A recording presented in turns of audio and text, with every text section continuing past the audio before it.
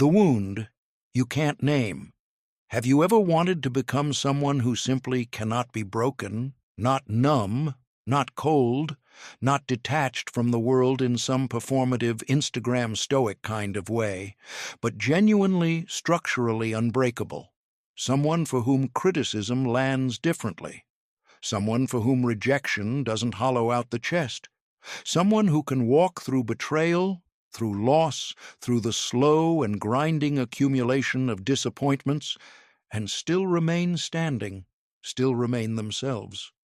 Have you ever imagined what it would feel like to stop carrying that quiet ache, that low-level suffering that hums beneath the surface of ordinary days, the kind that doesn't announce itself dramatically but simply is, coloring the way you wake up in the morning, the way you brace yourself before conversations, the way you replay interactions at 2 a.m. when you should be asleep? Maybe you're exhausted from trying to please everyone. Maybe you've spent years calibrating yourself to the expectations of people who never asked you what you actually needed. Maybe you've gotten so good at appearing fine, at walking into rooms with your shoulders back and your voice steady, that you've almost convinced yourself the performance is real. Almost, but not quite, because beneath the composed exterior, there is something raw, something that hasn't healed, something that flinches. If any of this sounds familiar, I want to tell you something. Something that might be the most uncomfortable thing you've heard in a while, and also, ultimately, the most liberating. As long as you are trying to escape pain, pain will remain in control of you. This is not a metaphor. This is not motivational language dressed up to sound profound. This is one of the most rigorously documented psychological truths of the past century, and it has everything to do with why you are still suffering in ways you cannot fully explain. Even after years of trying to get better, think better, be better.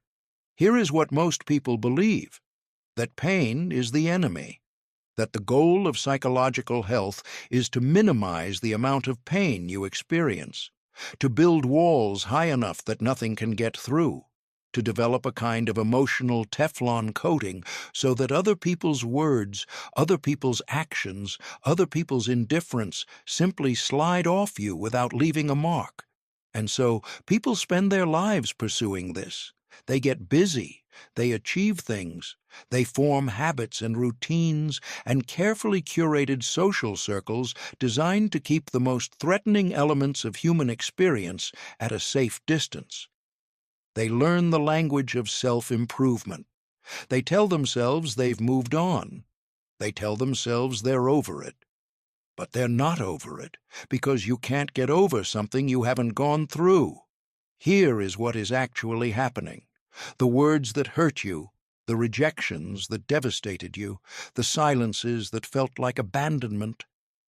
None of these things would have the power they have if there weren't already an open wound inside you waiting to receive them. The world didn't create your pain. The world activated it.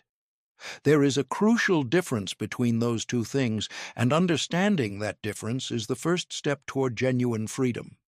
Carl Jung, one of the most penetrating minds in the history of psychological science, argued that the suffering we experience in response to the external world is almost always a reflection of something within us that has not yet been integrated. Something unresolved, something we have refused to look at, something we have wrapped in layers of competence, or humor, or busyness, or righteous anger. Anything to avoid the raw sensation of sitting with what is actually there. This is why two people can experience the same objective event and be affected by it in entirely different ways. One person receives a piece of critical feedback from a manager and processes it calmly, adjusts their approach, and moves forward.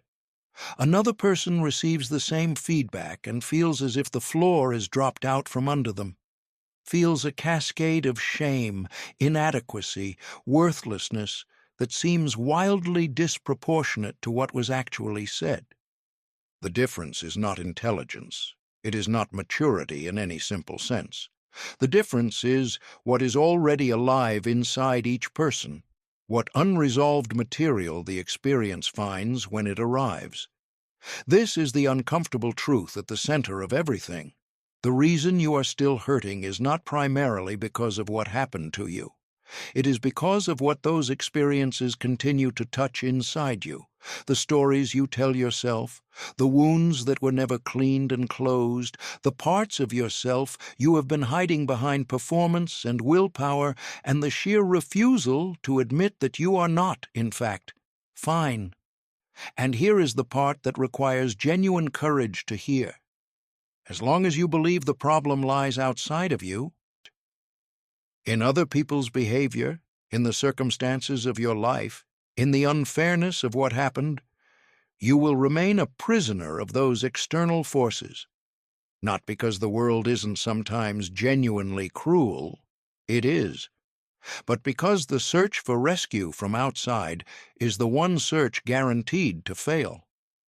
There is a particular delusion that keeps millions of people locked in cycles of suffering, and it is this: the belief that if you could just get the external conditions right, you would be okay. If people would just treat you the way you deserve to be treated. If you could just find the right relationship, the right job, the right city, the right set of circumstances. If you could just get enough of the right kind of recognition, then you would finally feel safe. But control is an illusion, and the tighter you grip it, the more your nervous system operates in a state of perpetual threat assessment, scanning the environment for danger, bracing for the next disappointment, exhausting itself in the endless project of trying to manage what cannot be managed. You cannot control what other people say to you. You cannot guarantee that the people you love will not leave. You cannot insulate yourself from loss, from failure, from the particular cruelty of being misunderstood by someone whose opinion you care about deeply. These things will happen. They are happening. And every strategy built around preventing them, every wall, every mask, every performance of invulnerability, is a strategy that costs you something essential while delivering nothing permanent. What you need is not more control. What you need is more awareness, because awareness is the thing that actually changes the equation. Not awareness in the shallow Instagram caption sense of the word, not the awareness that notices sunsets and practices gratitude, but the deep, unflinching, sometimes brutal kind of awareness that turns its attention toward the interior and asks, what is actually happening in here? What is this reaction telling me? What does this pain want me to understand? This is where the real work begins, not in the management of external circumstances, but in the exploration of the internal landscape, the vast, mostly uncharted territory of the unconscious mind, that is, whether you acknowledge it or not, running the show. Jung said it plainly, without decoration. Until you make the unconscious conscious, it will direct your life, and you will call it fate. Read that again. Let it settle. Because this is not philosophy. This is a description of what is happening to you right now, in your relationships, in your career, in the recurring patterns of your emotional life that you cannot seem to break no matter how much you want to. The unconscious is not a passive archive. It is an active force. It is shaping your perceptions, driving your choices, manufacturing your feelings, and doing all of this invisibly beneath the threshold of your awareness in ways you experience as simply how things are, rather than as the output of a system you could, in principle, learn to understand. But here is what makes this genuinely hopeful rather than merely terrifying. The unconscious is not your enemy. It is a messenger. It is the part of you that has been carrying everything you were not yet ready to face, every fear, every shame, every grief, every need that felt too dangerous to admit. And it is trying, in its oblique and often painful way, to bring those things to the surface so they can finally be dealt with. the anxiety that arrives without obvious cause, the anger that seems out of proportion to the trigger, the sadness that seeps in at the edges of ordinary evenings. These are not malfunctions. These are communications. Your psychological system is attempting to hand you something important, something it has been holding in storage, sometimes for decades, and the message, translated into plain language, is usually some version of, "Look at this. You haven't looked at this yet. And until you do, nothing fundamental is going to change." This is where most people stop, because looking requires a kind of courage that our culture does not particularly celebrate. We celebrate the ability to push through, to move on, to maintain composure under pressure. We do not have good rituals for the equally essential practice of sitting down in the middle of the difficulty and saying, "I don't understand what's happening in here yet, but I'm going to find out." This video is for the people who are ready to find out. Not because it's comfortable. It isn't. Not because it promises an easy resolution. It doesn't. But because the alternative, which is to continue living on the surface of your own experience while the real action happens underground, is a form of half-life that you have already been living long enough. You are here because some part of you knows there is more available. Some part of you is tired of being at the mercy of forces you can't see. Some part of you is ready to stop calling your unconscious patterns fate and start calling them what they actually are: invitations. Invitations to go deeper, to become whole, to discover what it actually means to be psychologically unbreakable, not because nothing can touch you, but because you have become someone who can be touched and shaken and moved and still remain fundamentally themselves. That is what this is about. Let's go deeper. What makes a person unbreakable is not the absence of wounds. It is the relationship they have developed with their wounds. And that relationship begins not with healing, not in the first instance, but with acknowledgement, with the simple, radical act of turning toward rather than away. Most people's entire emotional lives are organized around turning away, around the sophisticated and socially endorsed project of not feeling. We turn away through productivity, through filling every hour with enough tasks that there's no silence in which anything difficult could surface. We turn away through consumption, through the frictionless availability of entertainment, stimulation, distraction, anything that keeps the cognitive surface occupied. We turn away through relationships, through the particular comfort of staying in the shallows with other people, where connection is warm and real, but nobody is required to bring their actual depths. And we turn away through the stories we tell about ourselves. This is perhaps the most consequential turning away of all. The stories that explain why we are the way we are, why we don't trust easily, why we keep our distance, why we work too hard, why we can't stop people-pleasing. These stories are almost always partially true. They usually have a foundation in something real that happened. But they are almost never the full picture, and the parts of the picture they leave out are often precisely the parts that would be most transformative to examine. Consider what it would mean to take the story you tell about your most recurring difficulty, the thing that keeps happening in your relationships, your career, your emotional life, and instead of using that story to explain the difficulty, to use it as a question. Not, "This is why I am this way," but, "What is this pattern trying to show me? What would I have to look at if I stopped explaining this away?" That question is the beginning of integration. And integration, the bringing together of the parts of yourself you have been keeping separate, the conscious and the unconscious, the light and the shadow, is the only path to the kind of psychological unbreakability that is actually worth having. Because the unbreakability built from avoidance is brittle. It works until it doesn't. It holds the world at arm's length until something gets through, and something always gets through. and then it shatters dramatically because there was nothing real underneath the armor. Just more performance, just more hiding.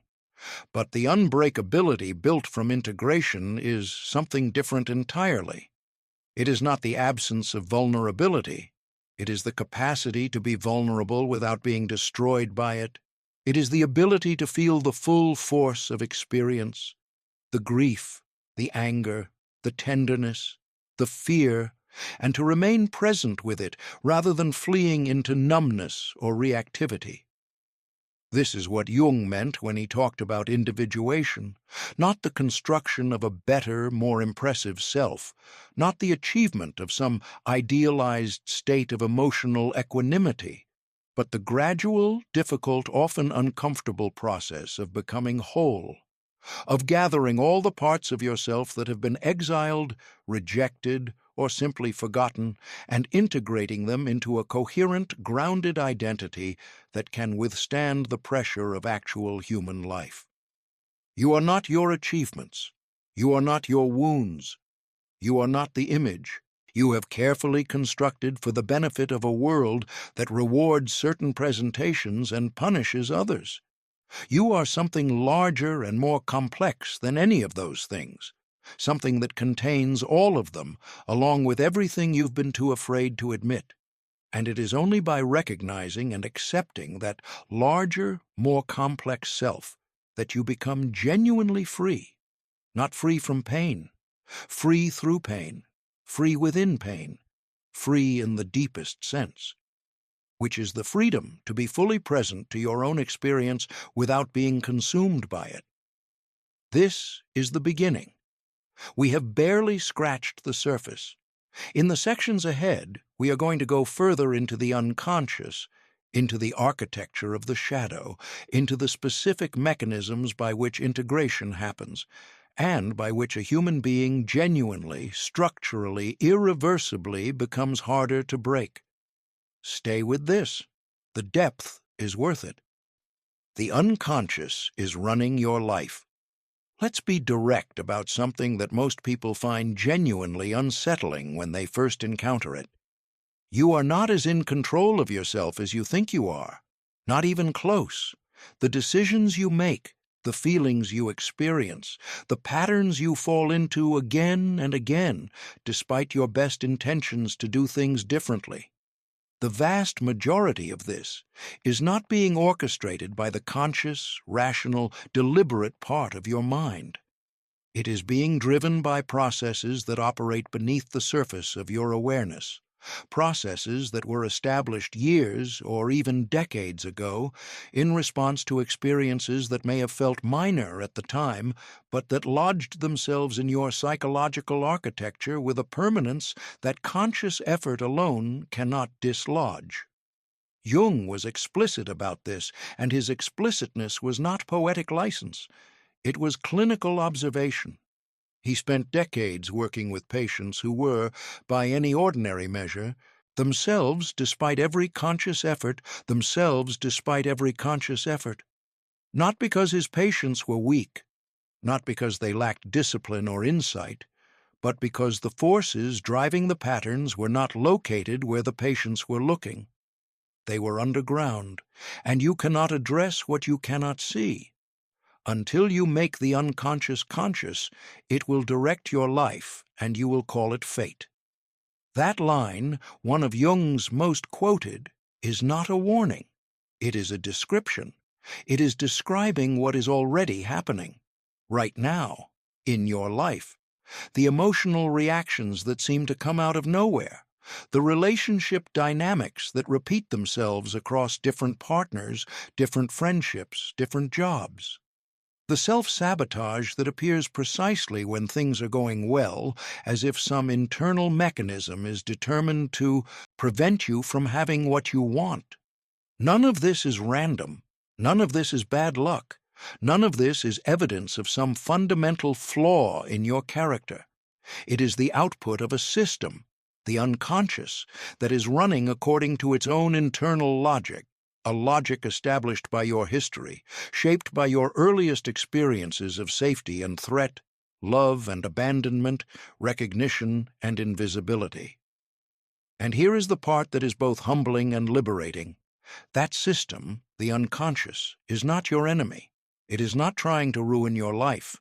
It is trying to protect you.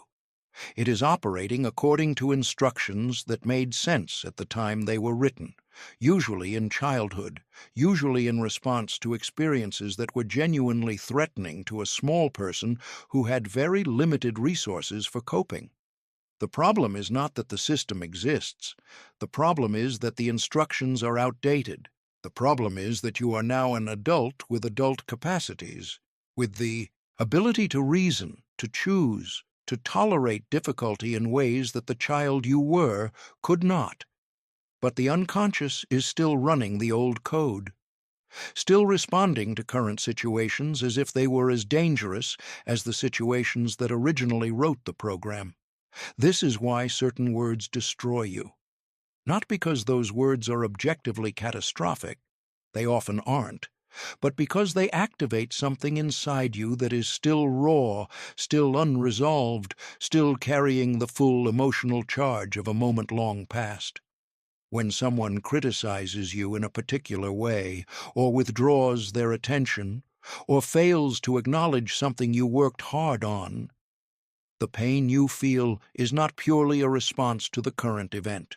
It is a response to the current event, plus every previous time something similar happened, plus the meaning you learned to attach to those experiences, plus the beliefs about yourself and the world that crystallized in response.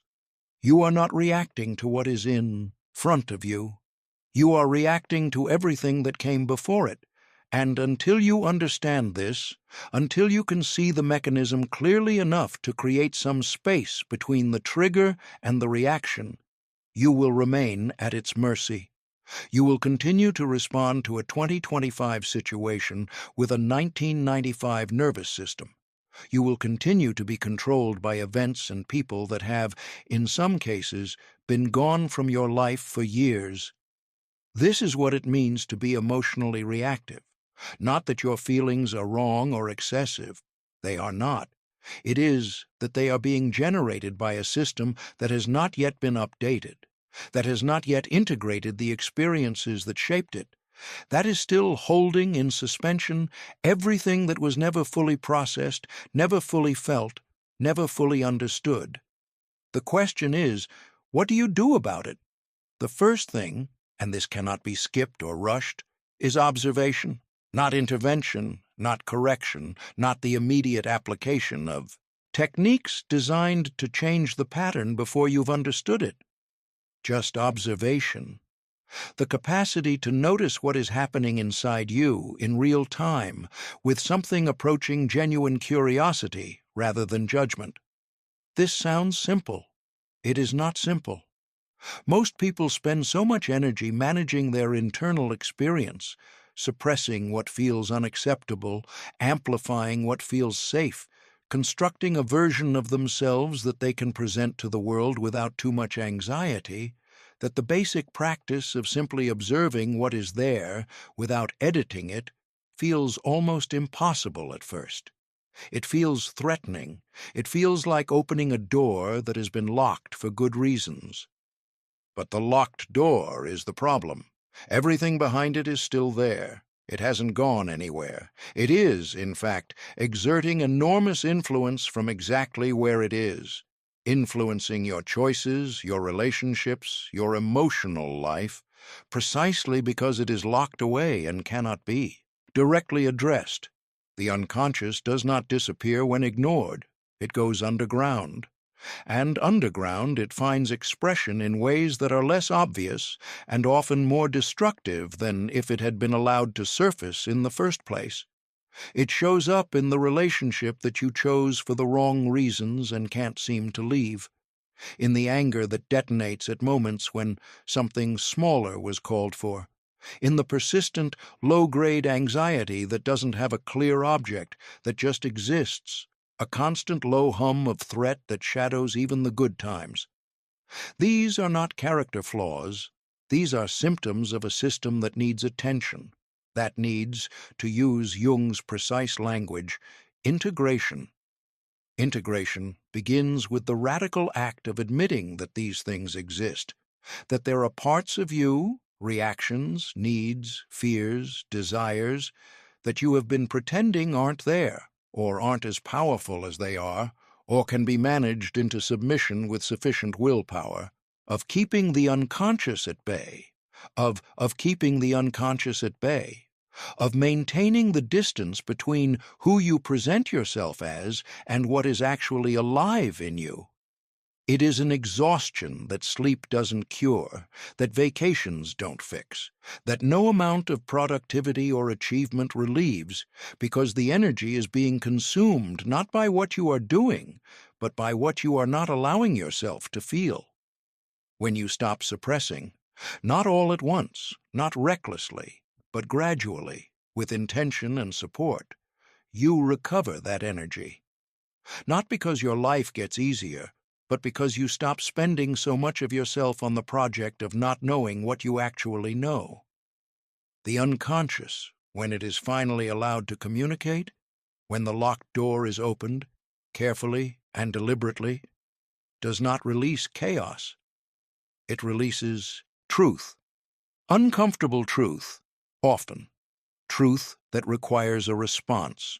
Truth that has consequences, but truth that, once faced, loosens something that has been clenching for years. This is the beginning of integration. This is the beginning of the kind of psychological strength that doesn't need to be performed, that doesn't require an audience or a set of favorable conditions, because it is structural, because it is built not on what you've managed to keep out, but on what you've managed to let in. We are going deeper. In the next section, we're going to look at what integration actually requires, and at the paradox at the center of it, which is this: the path to becoming unbreakable runs directly through the parts of yourself you've been most determined to avoid. The integration paradox. Here is something that contradicts almost everything our culture teaches about psychological strength. The route to becoming genuinely unbreakable does not run through hardening. It does not run through discipline or detachment, or the careful construction of an identity armored against the things that can hurt you. The route to becoming genuinely unbreakable runs directly through the center of your vulnerability, through the wounds you haven't cleaned, the fears you haven't admitted, the grief you haven't allowed, the needs you've been pretending you don't have. This is the integration paradox. The parts of yourself you have been working hardest to keep hidden are precisely the parts whose integration would make you strongest. It seems backwards. It feels backwards. Every instinct cultivated by a culture obsessed with performance and productivity says that strength comes from control, from the management of weakness, the suppression of uncertainty, the projection of capability and composure under pressure. And so most people spend enormous amounts of energy doing exactly that: controlling, managing, suppressing, projecting. And it works, to a point. It produces a functional life. It gets things done. It even looks, from the outside, like genuine psychological health, like someone who has their life together, who doesn't fall apart, who handles difficulty with apparent grace. But it is not genuine psychological health. And the people living inside it know that, even when they can't articulate why. They know because of the exhaustion that doesn't lift, because of the disconnect they feel in relationships that should feel close, because of the quiet, persistent sense that there is a version of their life they are not quite living, a depth of engagement with their own experience that they can sense, but never quite reach. The gap between the performed self and the actual self is the source of that feeling. And closing that gap, not by lowering the performance but by raising the honesty, is what integration means. Jung called the hidden self the shadow, not a metaphor for evil, not a reservoir of the worst aspects of human nature. The Shadow, in Jung's framework, is simply everything that has been excluded from the ego's accepted definition of the self. Everything that didn't fit the identity you developed in order to be loved, accepted, safe, functional. This includes the dark material, the anger, the envy, the capacity for cruelty, the sexual and aggressive impulses that polite society requires we keep out of sight.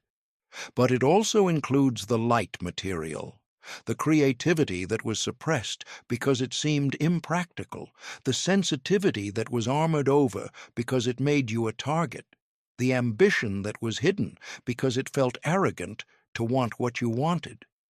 The shadow is everything you are that you've decided you're not. And here is the thing about the shadow.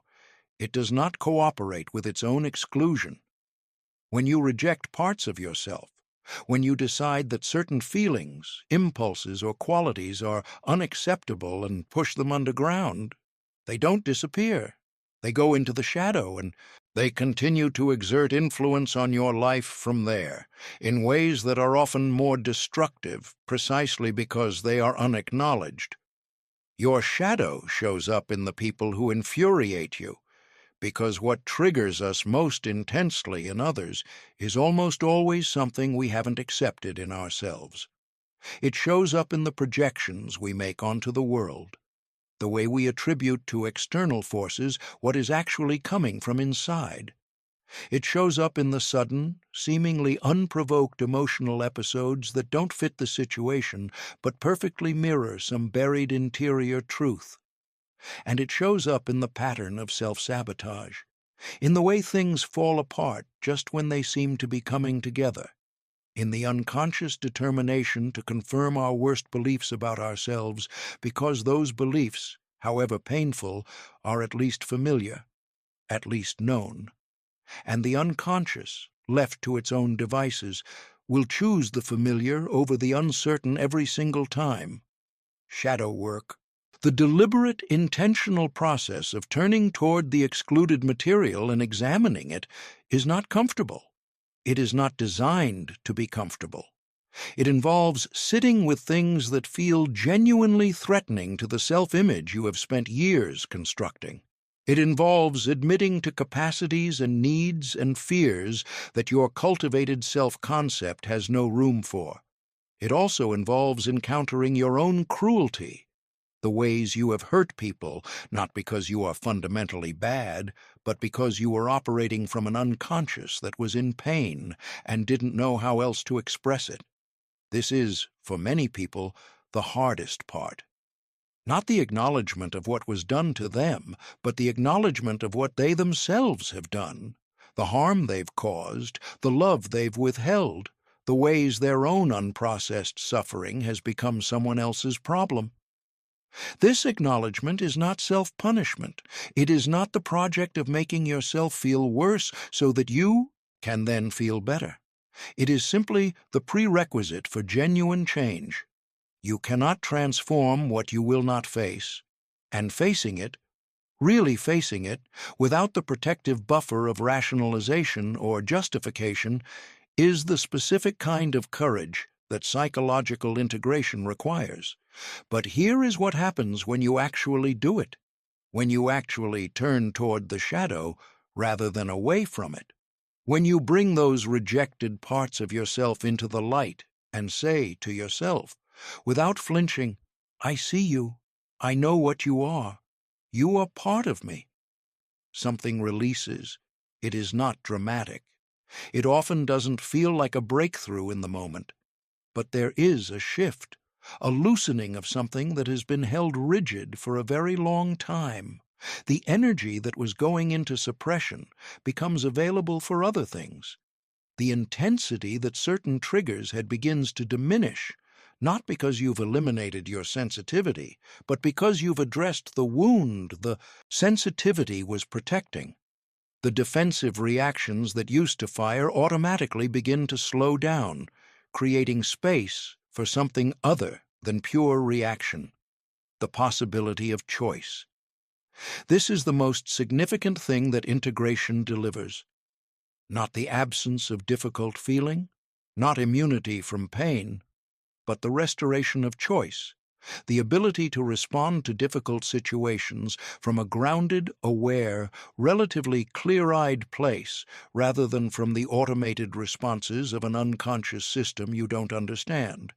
When you are reactive, when you are living from an unexamined unconscious, you are not choosing your responses. You are experiencing them. The anger happens to you. The fear happens to you. The withdrawal, the escalation, the compulsive reassurance-seeking.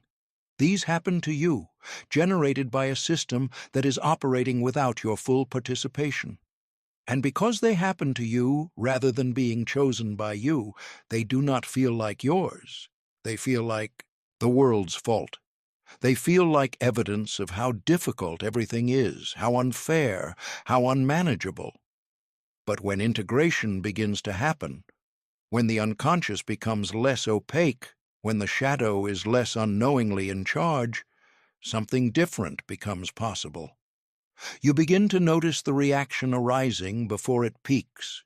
You begin to feel the familiar grip of an old wound activating in response to a current trigger. And in that noticing, in that fraction of additional space between stimulus and response, lies the first real possibility of freedom. Not perfect freedom, not the complete elimination of reactivity, but the gradual, cumulative expansion of conscious participation in your own life, which is, it turns out, the only reliable basis for the psychological strength that doesn't depend on circumstances to sustain it. The world is not going to become less difficult. People are not going to become consistently kinder. The losses are going to keep coming. The inevitable losses of time, of people, of versions of yourself you will have to leave behind as you grow. And none of that can be controlled. What can change is your relationship to all of it. What can change is the thickness and the clarity of the psychological ground you stand on when those inevitable events arrive. What can change is the degree to which you are present to your own experience, all of it, including the parts that hurt, rather than constantly managing it from a defensive distance. Integration is the work. There is no shortcut. There is no technique that bypasses it. There is no amount of information or positive thinking or behavioral habit formation that substitutes for the actual patient, courageous process of turning toward what is there. But the work works. Not uniformly, not on a schedule, not without significant discomfort along the way. But it works, and what it produces, not the arrival at some perfected state, but the ongoing practice of becoming more whole, is something that cannot be taken from you, because it is built from what you have actually faced rather than from what you have managed to avoid. This is the paradox, resolved. You become unbreakable not by becoming invulnerable, but by becoming fully, consciously, deliberately present to your own vulnerability, not victimized by it, not defined by it, but present to it, meeting it with awareness rather than avoidance, which is the only response that actually changes anything. Pain is not the enemy. From the time you were very young, you were taught to treat pain as an adversary, not explicitly in most cases, not through direct instruction, but through the thousand small signals that accumulate over a childhood spent in a culture that has a profound ambivalence about suffering, that simultaneously insists suffering is meaningful and does everything possible to ensure no one has to remain in it for very long. You were taught, through the reactions of caregivers who became uncomfortable when you cried, through the social rewards that went to the children who seemed fine, through the cultural narratives that presented emotional difficulty as something to be solved, managed, overcome as quickly as possible, that pain is a problem, that it indicates something is wrong, that the appropriate response to it is to make it stop. And so, you learned to do that. You developed, with the creativity and adaptability that children always bring to the project of emotional survival, an impressive array of strategies for making pain stop, or at least for making it invisible, for pushing it down, for keeping it at a manageable distance, for ensuring that the parts of you that were suffering remained in a compartment that could be, for the most part, kept closed. You got very good at this, and your competence at it was reinforced at every turn, because the world does not generally reward people who are visibly in pain. The world rewards composure. The world rewards productivity. The world rewards the convincing presentation of someone who is handling their life. But here is what the research shows, and what Jung observed clinically across decades of practice. Pain that is suppressed does not diminish. It migrates, it changes form. It routes around the conscious defenses and finds expression in other channels, in the anxiety that has no clear object, in the depression that settles in without obvious cause, in the physical symptoms that arrive when psychological pain is consistently denied its direct expression, in the relationship patterns that repeat themselves in ways the conscious mind cannot account for, in the persistent, nagging sense that despite everything, something is fundamentally not right. Suppressed pain is not resolved pain. It is pain under pressure, and pain under pressure does not stay quiet. It waits. What Jung proposed, and what contemporary trauma research has increasingly confirmed, is that the relationship to pain needs to be fundamentally rethought, not from a position of masochism or stoic self-punishment, not from the idea that suffering is inherently ennobling, but from the recognition that pain, particularly psychological pain, is informational. It is the psyche's signal that something requires attention. It is, as Jung suggested, the language of the unconscious, speaking in the only dialect the body understands. Jung had a striking way of illustrating this. He described depression as a figure dressed in black, not as an intruder to be repelled, but as a visitor who has something important to say. His prescription, characteristically direct, was not to eliminate the visitor, but to invite them in, to listen, to ask what message they were carrying, because the depression, or the anxiety, or the grief, or the rage was not arbitrary. It was not a system malfunction. It was a communication from the parts of the psyche that had not yet been heard. Most people do the opposite. They construct ever more elaborate systems for not hearing. They stay in motion because stillness allows things to surface that they'd rather not face. They optimize their productivity because achievement provides a narrative that drowns out the quieter, more disturbing narrative underneath. They flood their senses with stimulation, the bright, rapid, dopaminergically satisfying stimulation that the modern environment provides in limitless supply, because it is impossible to hear a subtle signal through that much noise. And then they wonder why nothing changes, why the same struggles keep recurring, why the strategies that should be working, the exercise, the meditation, the therapy that stays carefully in the shallow end, the self-improvement practices that address everything except the specific things that would actually require confrontation. Why none of it produces the fundamental shift they are looking for.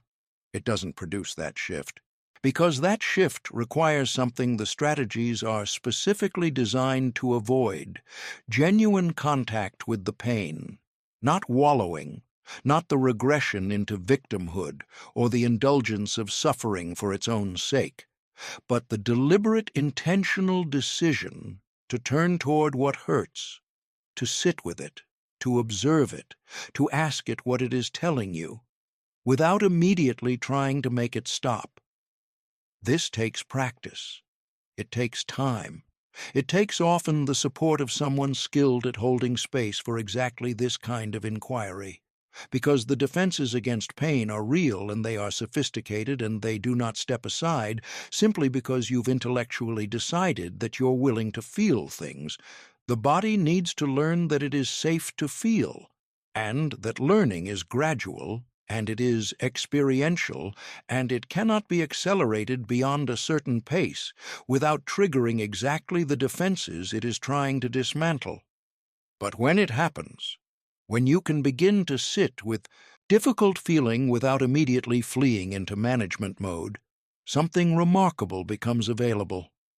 You begin to discover that the feeling, however intense, is survivable, that you can experience grief without being consumed by it, that you can sit inside anger without being driven to express it destructively, that you can feel the full weight of a loss without it meaning what your most frightened interpretation wants it to mean.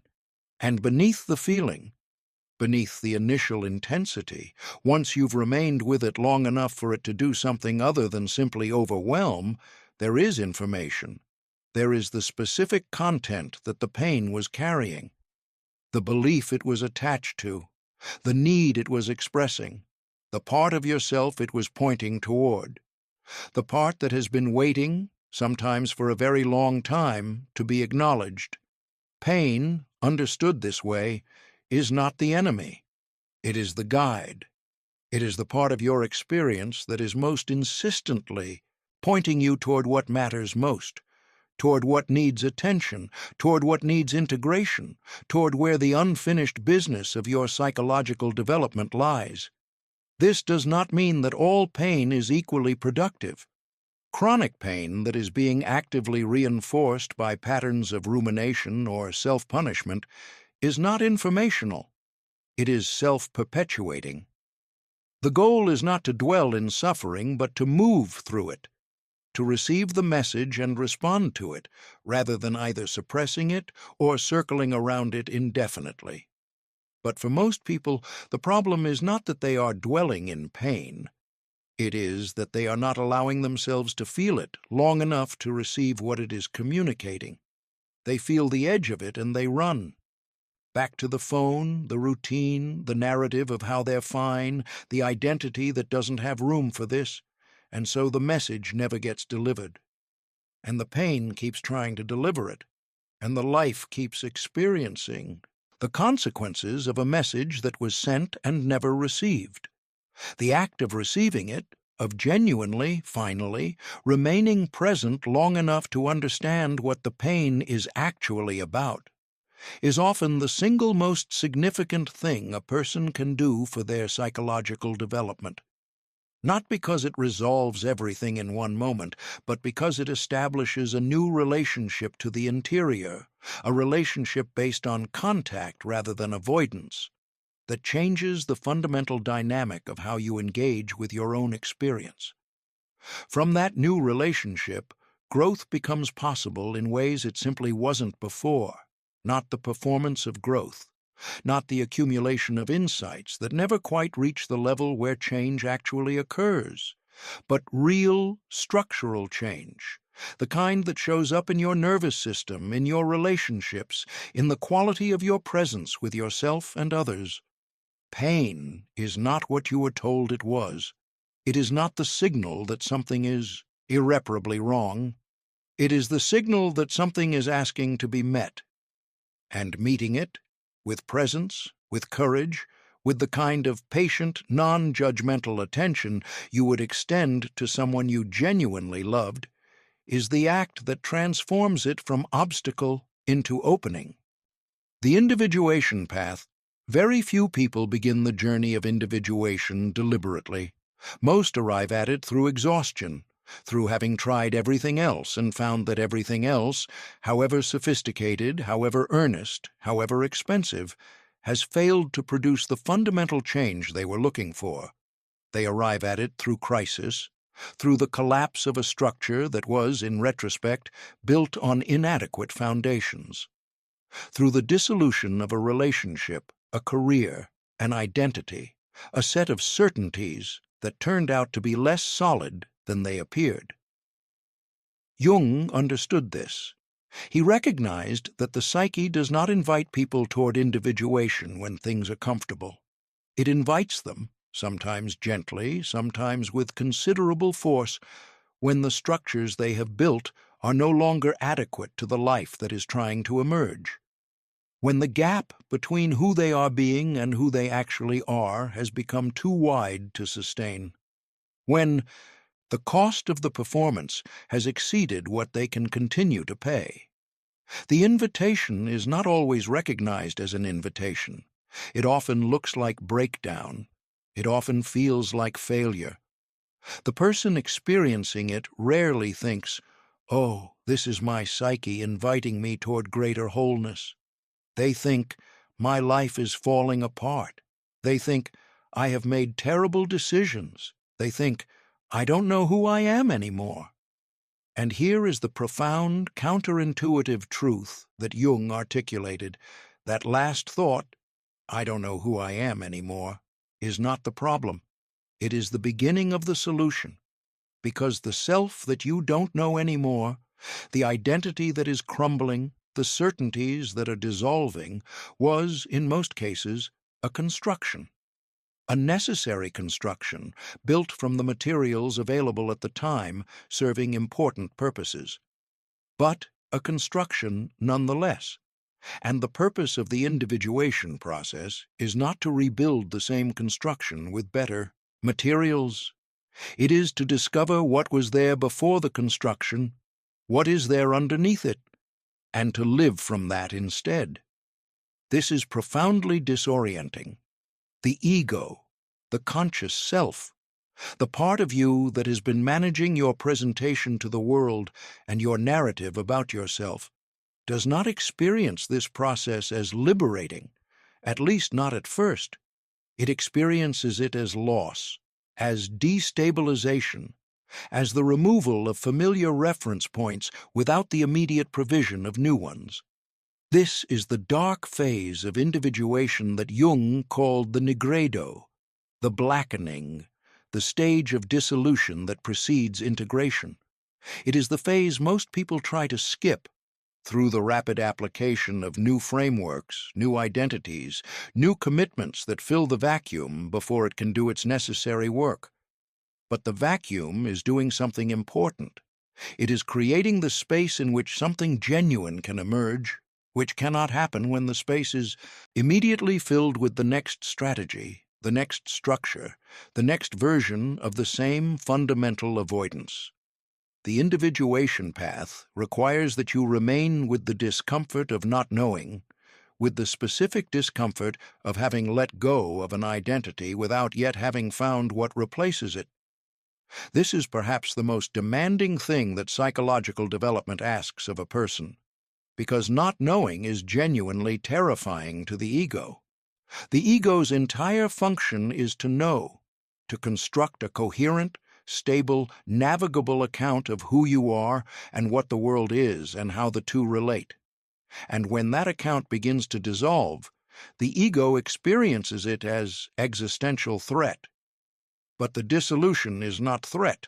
The dissolution is initiation. Every genuine tradition of psychological and spiritual development recognizes this. The threshold moment, the moment of dissolution, of apparent failure, of the collapse of the old, is not the end of the story. It is the condition for the beginning of the real one. What is dying is not you. What is dying is a version of you that was always provisional, that served its purpose, and is now being asked to release, so that something more accurate, more complete, more genuinely alive can take its place.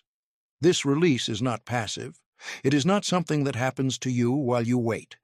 It is an active process that requires your participation, specifically the willingness to continue looking, to continue questioning, to continue sitting with the uncomfortable answers that honest self-examination produces. It requires the willingness to encounter yourself as you actually are, rather than as you have presented yourself, to look at the places where your behavior has not matched your values, where your words have not matched your intentions, where the story you have told yourself has protected you from the recognition of something you needed to see.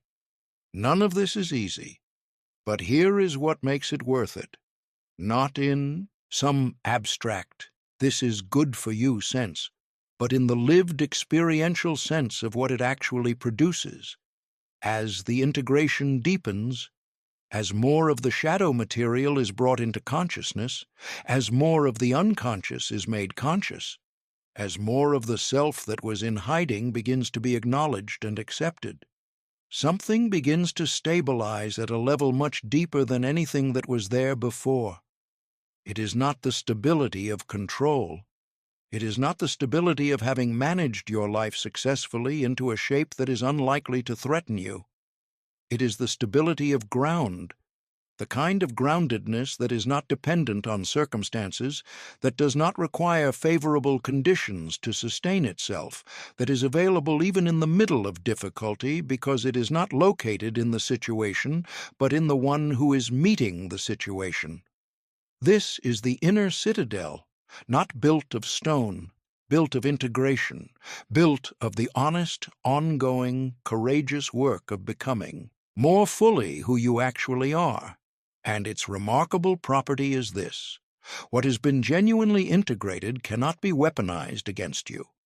What you have already seen in yourself, already accepted, already sat with, already made room for, loses its power to destroy you when someone else tries to use it against you.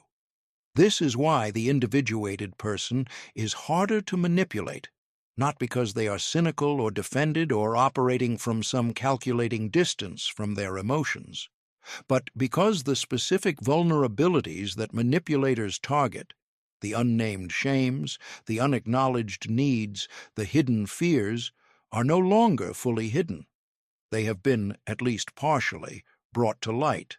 And light, in this context, is genuinely protective.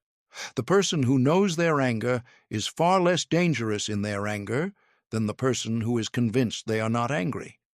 The person who has acknowledged their capacity for self-deception is far less susceptible to being deceived by others and by themselves than the person who maintains the fiction of their own perfect rationality. The person who has sat with their grief, who knows what it feels like from the inside, who has allowed it its full expression rather than managing it into a tidy distance, is not less capable of functioning in the world. They are more capable because they are no longer spending energy on suppression and because their compassion, earned through direct contact with their own suffering, is genuine rather than performed. There is one more thing to acknowledge about the individuation path, and it is not comfortable to say. This path is, in a meaningful sense, lonely. Not lonely in the sense that it requires isolation. Not lonely in the sense that connection, community, and love are unavailable to the person walking it, but lonely in the sense that the specific terrain each person navigates is theirs alone, the internal landscape you are moving through, the specific configuration of your wounds, your shadow, your defenses, your unlived life, is not one that anyone else can traverse on your behalf. They can support you, they can walk alongside you for portions of it, but the confrontation is yours, the recognition is yours, the integration is yours. And as you move deeper into that integration, you will find that some of the relationships that were organized around the old, defended version of yourself begin to shift. Not always dramatically, not always in ways that require explicit conversation, but the things that connected you to certain people, the shared performance, the mutual agreement not to look too closely, the comfort of staying in the shallows together, may no longer be available in the same way, because you are no longer able to fully occupy the role that the dynamic required. This is not loss, though it can feel like it. It is differentiation. It is the natural consequence of becoming more fully yourself, more genuinely, less performatively present, and the relationships that survive it, and the new ones that become possible because of it, are organized around something much more substantial than what was there before. The individuation path is not for everyone, not because it is reserved for the spiritually elite or the psychologically exceptional, but because it requires something that most people, at any given point in their lives, are not yet willing to provide: the willingness to prioritize becoming real over remaining comfortable. If you are reading this, you may be at that point. You may be at the point where the cost of not looking has become greater than the cost of looking, where the suffering produced by the defended life has exceeded the suffering that looking would require, where something in you is ready, genuinely, not just theoretically, to begin. If so, the path is available. It has always been available. You are simply, finally, ready to take the first step. Consciousness. As the final shield, we have come a long way together. If you have remained with this journey from the beginning, through the recognition of the wound, through the architecture of the unconscious, through the integration paradox, through the reframing of pain, through the demanding terrain of the individuation path, then something has already shifted, not because of anything I have told you, but because the act of sustained, honest inquiry is itself transformative, because the willingness to remain present with difficult material, rather than clicking away, rather than defaulting to distraction, is already a kind of practice. And what has emerged from that sustained inquiry, the thing we have been building toward throughout this entire conversation, is the final, most important understanding. The one that changes not what you know, but how you stand. Consciousness is the shield, not armor, not distance, not the cultivated indifference of someone who has decided that caring is too dangerous, not the performed invulnerability of someone who has learned to keep their face composed while their interior is unraveling. Those things are counterfeits. They look like strength from the outside, but they are held in place by enormous expenditures of energy that could be going somewhere else, toward actual living, actual connection, actual engagement with the extraordinary and difficult business of being a human being. Real protection is awareness. Real protection is the condition of knowing, not perfectly, not completely, but substantially, what is happening inside you, of being able to observe your own reactions with enough clarity to participate in them rather than simply being swept by them, of having developed sufficient familiarity with your own interior landscape that when something arrives, whether that's a criticism, a loss, a betrayal, an unexpected kindness that touches something tender, you can meet it with presence rather than panic. This is what it means to be psychologically unbreakable. Not that you cannot be moved, you can be moved. Movement is not damage. Being touched by the world, being genuinely affected by what happens, by what people do and say and fail to do, is not weakness. It is responsiveness. It is the evidence of being actually alive to your experience rather than sealed away from it. What changes with the development of genuine psychological strength is not your susceptibility to being moved. It is the ground from which you are moved, the depth from which you respond, the degree to which the movement, however intense, however disorienting, has access to something underneath it that remains stable. That remains, in the deepest sense, yours.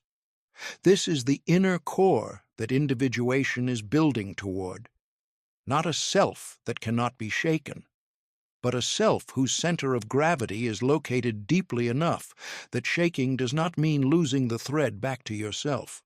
That grief can be fully felt, without meaning that the loss defines you. That anger can be fully expressed, with appropriate consideration for context and consequence, without meaning that you are an angry person. That fear can be acknowledged without meaning that you are a fearful person, because what you actually are, beneath the accumulated layers of constructed identity and defensive structure and social presentation, is something that the world's assessments cannot reach. Not because you are beyond evaluation, but because the deepest evaluation of a human being, the only evaluation that finally matters, is the one they conduct honestly with themselves. And that evaluation, once genuinely undertaken and honestly engaged with, produces a form of self-knowledge that external judgment simply cannot dislodge. This is what Jung meant when he talked about the individuated self, not a perfected self, not a self without darkness or limitation or struggle, but a self that has made an honest accounting of what is actually there, that has stood in the full complexity of its own nature and said, yes, all of this is what I am, and found that in that acknowledgement, not despite it, but because of it, something solid and real has become available. Now, let's talk about what this actually looks like in practice, because psychological integration is not only a private interior event, it has a texture and a quality that shows up in ordinary life, in the way you engage with difficulty, in the way you relate to other people, in the way you inhabit your own days. The person who has done genuine integration work does not arrive at some serene, undisturbed plateau where nothing is hard and everything is peaceful. They continue to encounter difficulty. They continue to feel pain, frustration, sadness, anger. They continue to make mistakes, to misread situations, to discover things about themselves that require further examination. But something is qualitatively different. There is a rhythm to how they meet difficulty, a quality of presence that is not the same as composure, because composure can be performed without any inner change at all. It is something more like genuineness, the genuine willingness to be in contact with what is actually happening rather than with a managed version of it. You can feel this quality in people who have it. They are not trying to convince you of anything. They are not managing their presentation in the way that the defended self manages its presentation, constantly monitoring for threat, constantly calibrating what to reveal and what to protect. They have a settledness about them that has nothing to do with having resolved all their difficulties and everything to do with having developed an honest relationship with the ones that remain. They are not always calm, but they are almost always present.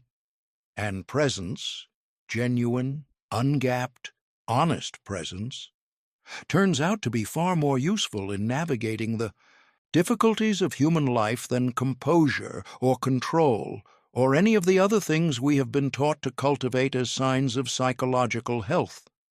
Because when you are genuinely present, you are responding to what is actually there rather than to what your defenses are telling you is there.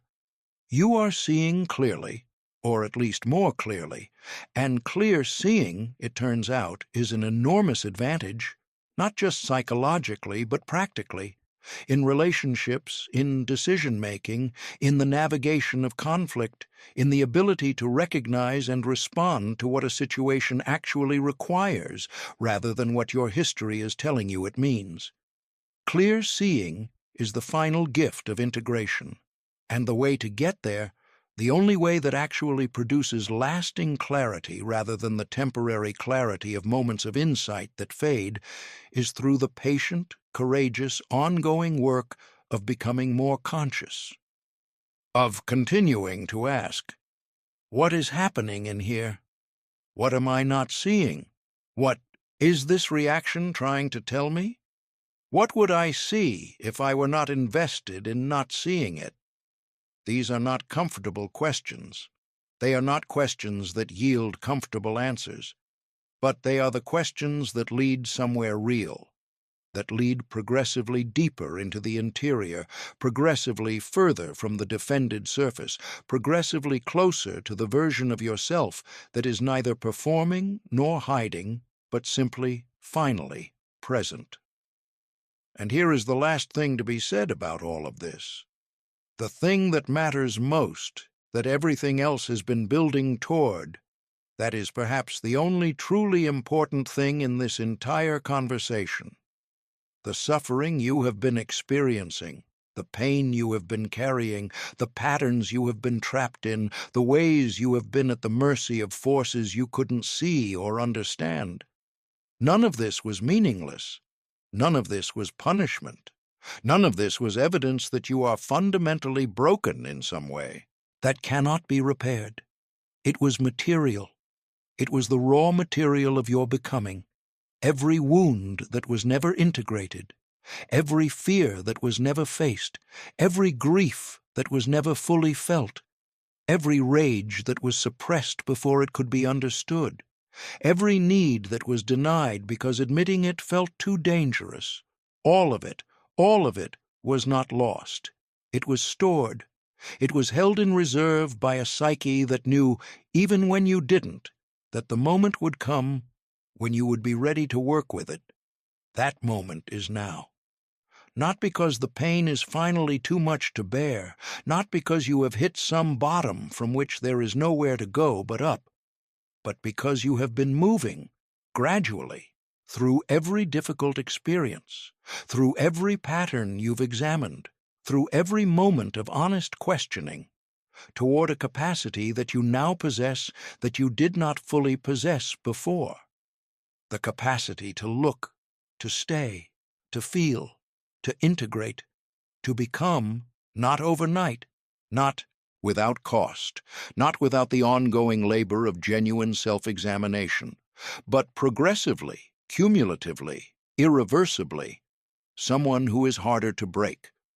Not because nothing can reach you, but because what reaches you now finds something real at the center, something grounded, something that has been to the difficult places and returned from them and knows from direct experience, rather than from theory, that the darkness is survivable, that the pain delivers information rather than verdicts, that the self you are is not the self you were told to be, and not the self that the world's assessments have defined, but something larger and more complex and more genuinely alive than any of those constructions.